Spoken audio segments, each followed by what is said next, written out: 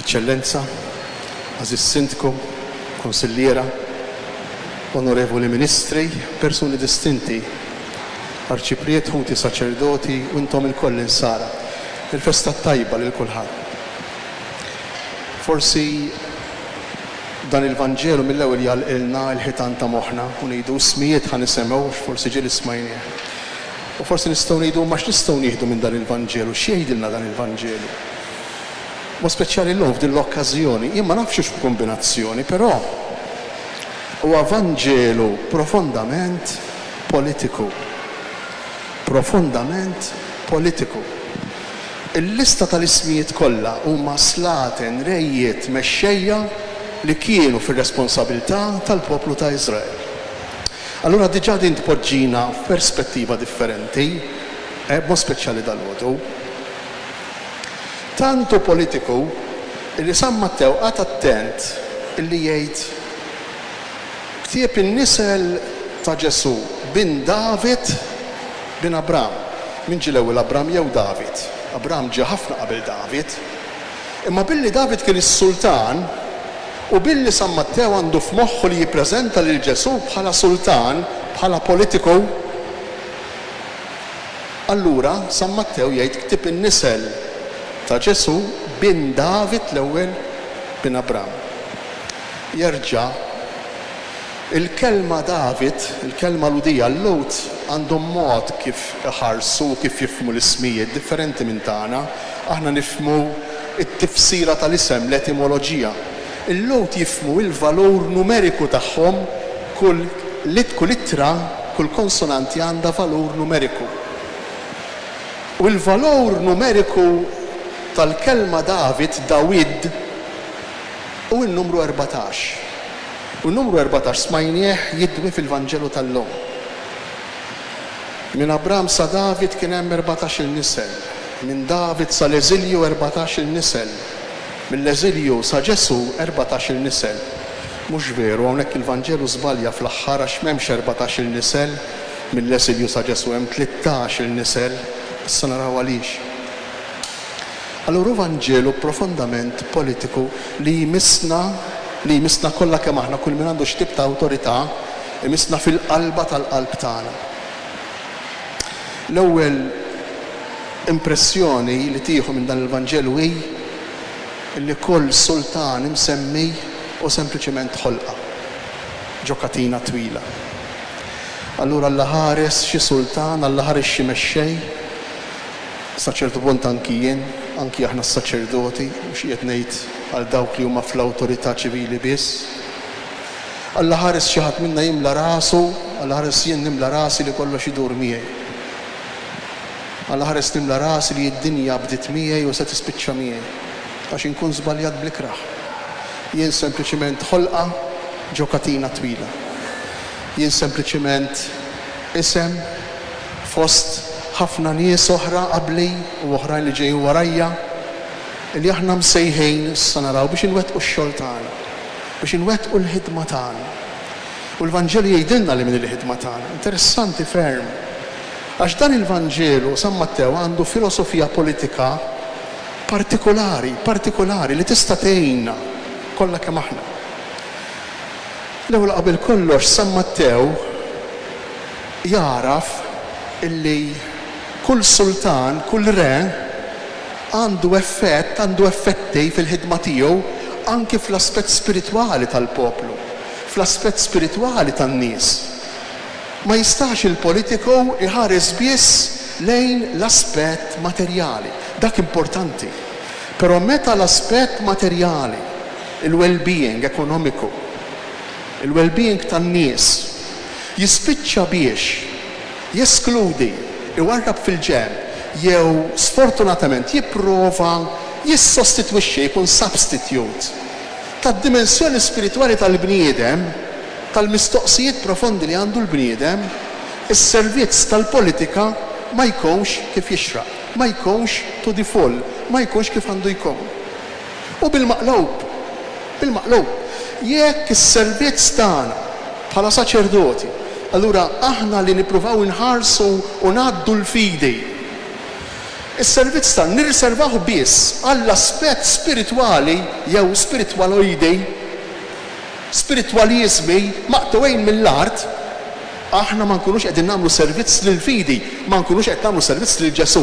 Ġesu kien bniedem politiku mhux fis-sens partiġjan, imma fis-sens li l-kelma tiegħu, il-messaġġ tiegħu, ix-xhieda tiegħu tħalli effett fuq il-polis, fuq il-belt, fuq il-mod ta' kif ngħixu, fuq ir-relazzjonijiet. Allura dan ifisser li dawn iż-żewġ tipi ta' servizzi ta' qadi, il-qadi ċivili u l-qadi tal-fidi jridu jaħdmu jitfejt biskop wieħed għal-ġejt tal-bniedem. U għal-ġejt tal-bniedem sħiħ, il-bniedem mhux ġisem biss, il-bniedem mhux ruħ biss, il-bniedem hu ġisem u ruħ. U aħna nemnu tassew li Ġesu Kristu ġej salva l-bniedem bil-ġisem u bil-ruħ. Ma ġiex isalva r-ruħ biss, ma ġiex isalvana għal dinja oħra. Jekk aħna nirriflettu ftejt bis-serjetà fuq il-beatitudnijiet huma regoli ta' din il-belt, ta' din id-dinja, huma regoli tagħna għalina, mhux il-ħenjin ma jeċċ għal wara li mmutu mbagħad min jaf xi le, imma għalina. U jekk qed ngħidu li hemm filosofija politika f'dan il-Vanġelu li qrajna, toħroġ ċara u b'mod sabiħ immens għaliex San Mattew rid jgħidilna li fl-aħħar mill-aħħar dawn il-mexxejja kollha li segwew wieħed wara l-ieħor lil xulxejn spiċċaw biex taw il-ħajja lil min lil Ġesu.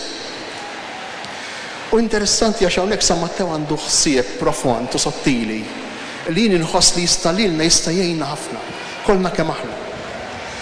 San Mattew qiegħed jgħidilna li fl-aħħar mill-aħħar il-bniedem ikun tassew bniedem, il-bniedem ikun tassew ħieles, il-bniedem jilħaq l-umanità tiegħu meta jimbena bil-mod fuq il-mudell li tara l-missier fuq il-mudell ta' Ġesu. Meta kollha kemm aħna nimxu lejn il-persuna ta' Ġesu fil-maturità umana tagħna, fil-maturità finanzjarja, ekonomika tagħna, fil-maturità psikoloġika tagħna, fil-maturità spiritwali tagħna. Ġesu u l-mudell tal-bniedem. U interessanti għaliex għax irridu ma rridux. Forsi tista' tidher stramba jew fantasija, imma mhux hekk. Irridu jew ma rridux. Il-kol kemm aħna nagħmlu x'nagħmlu fil-polis, nagħmlu x'nagħmlu fil-politika, anki aħna fil-Knisja, inħawdu ingerfxu kemm ingerfxu fil-Knisja. Imma hemm pjan li iktar profond imur lilien minn dak li naraw aħna mid-deċiżjonijiet li nieħdu aħna, li jrid iwassal lill-bniedem, lill-bnedmin għall-milja tagħhom f'Ġesu. U dan hu li se jiġri. Tgħidu li allura aħna determinati, le maħniex determinati, aħna għandna l-libertà li permezz tagħha aħna nistgħu nażlu li nimxu skont dan il-pjan jew inkella nitbedu minn dan il-pjan. Imma billi aħna tikka, hekk qalilna l-ewwel qari, ma nafx fimtuħx l-ewwel qari. Kieku jkollna ngħiduh bil-kliem tal-lum ngħidu id-dinja, x'inhi d-dinja? Aħna qabel konna ngħidu d-dinja kbira, llum m'għadniex ngħidu d-dinja kbira.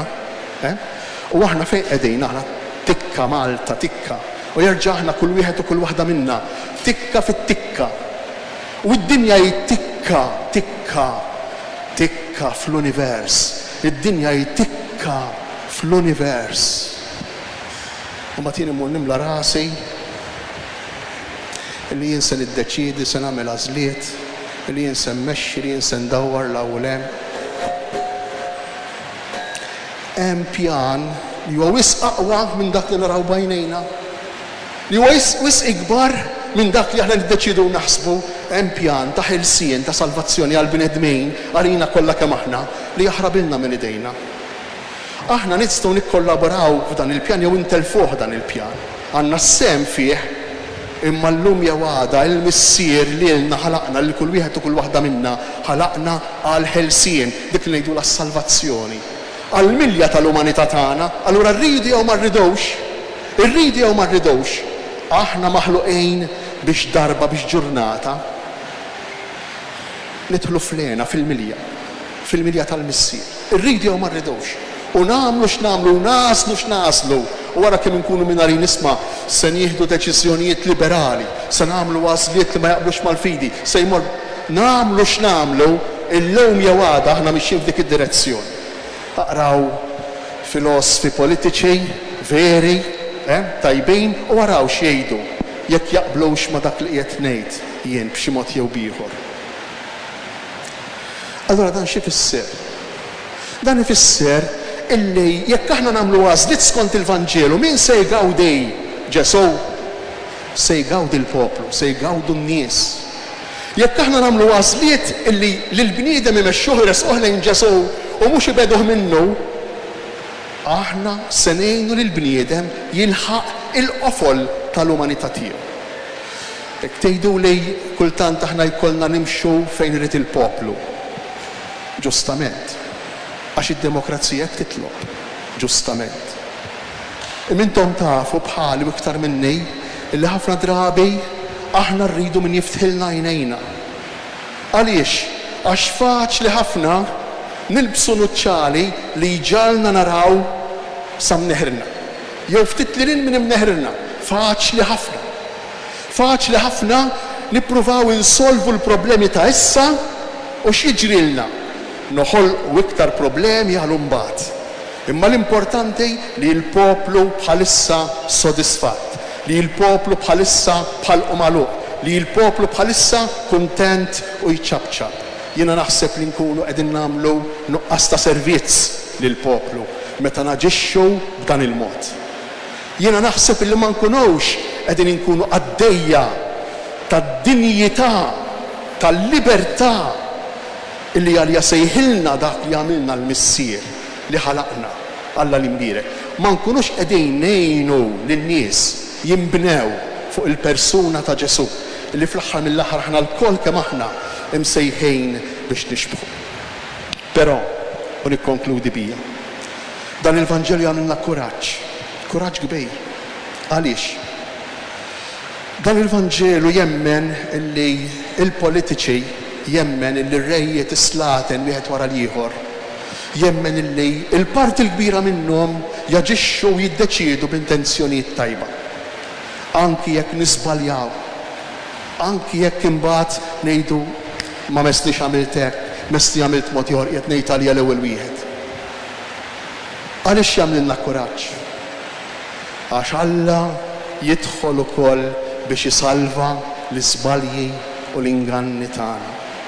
Alla jidħol ukoll biex isalva hemm fejn l-interessi tagħna ma jkunux verament għal ġejt tal-poplu li aħna msejħejn biex inservu. Illum jekk tmorru l-università u tistaqsu l-istudenti li jagħmlu administration pereżempju, imma f'kull tip ta' professjoni, nisħu jisħu ħafna fuq dak li jgħidulu servant leadership. Servant leadership. Kellhom bżonn jgħaddu 2000 sena biex nibdew nagħmlu is-servant leadership.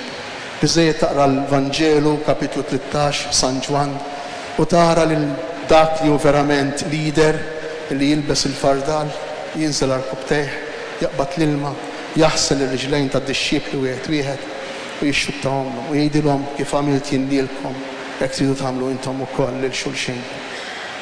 Jew nitolbu lill-Madonna li qalet hawn jien il-qaddejja tal-mulej. Jekk Ġesu kien servant leadership għax kellu l-eżempju fuq ix-ximxi. Marija hija l-ewwel waħda nistgħu ngħidu, l-ewwel frott ta' dan il-pjan ta' ħelsien li għandu l-missier. L-ewwel meta nħarsu lejja nistgħu naraw kif aħna nistgħu nkunu jekk inneħħula x-xejx u d-devozzjonaliżmu u l-bqija u nqisuha bħala mara li timxi fit-triq, mara li tgħix man-nies, jekk inqisuha hekk lill-Madonna toħroġ qudiemna bħala l-persuna verament salvata, meħlusa, il-persuna mibnija iffurmata diġà fuq il-mudell ta' Ġesu. Kif aħna l-koll imsejħin li nkunu qabel ma nimxu f'dik id-direzzjoni ngħixu fl-ansjetà. Ansjetà u rabja.